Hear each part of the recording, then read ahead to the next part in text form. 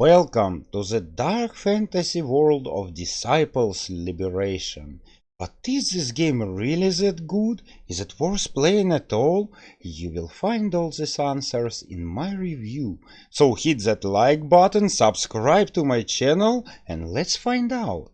Disciples Liberation is a strategy RPG game, and I have a feeling that I'm playing Heroes of Might and Magic or Old King's Bounty, and if you love these games, I believe you will love Disciples also. What about a story? You will play as Aviana, and your mission will be to liberate the land of Nevendaar.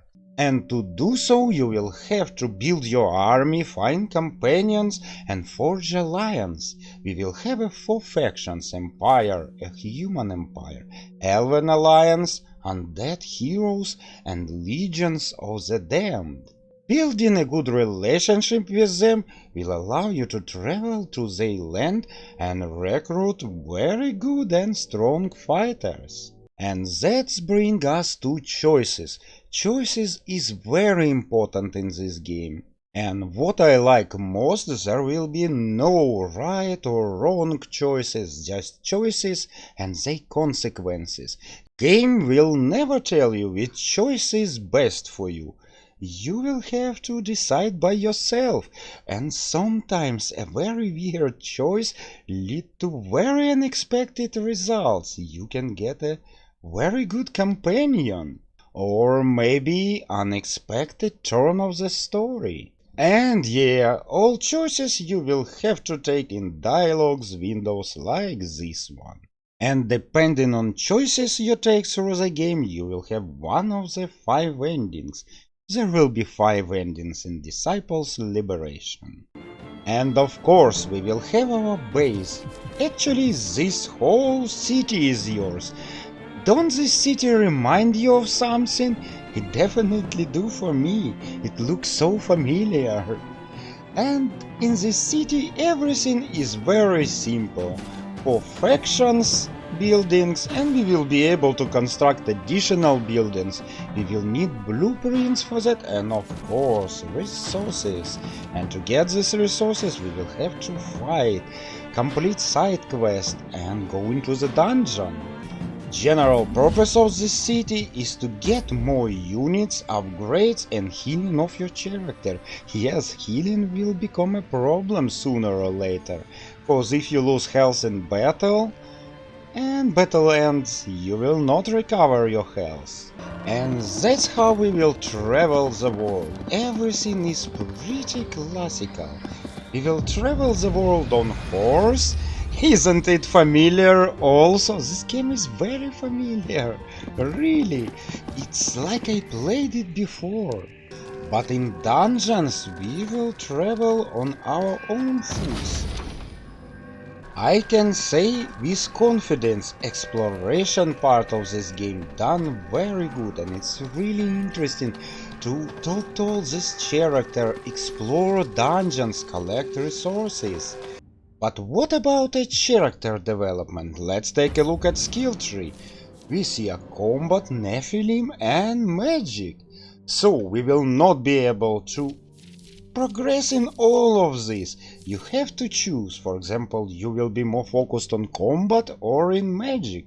Of course, I will be more focused in magic, so I will upgrade magic style. And this offers a very good replayability. One time you go with magic, other with Nephilim, or maybe you will even make a 3rd playthrough with a combat. Combat? What about combat? Before we jump into the combat, let's take a look at our units. By the way, we have very good information about all units, and units management done pretty well. You have your reserves, your front line, and even backline. Backline is very interesting. If you place some fighters or spellcaster, anyone in the backline, he will provide a passive bonus, but will not take action in combat. And that's very interesting decision. And now, most interesting part of the game, battle combat.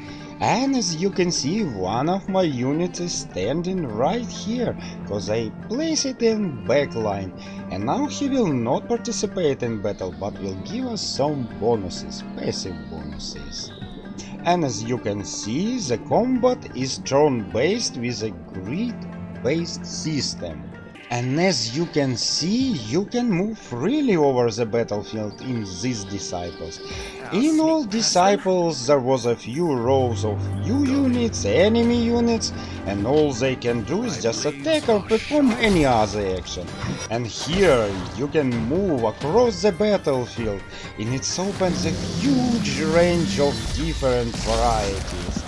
You can backstab, use magic, lure your enemies into these deadly traps.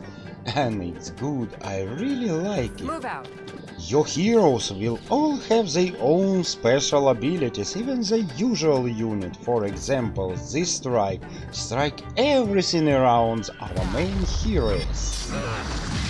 Ooh, not so deadly after all.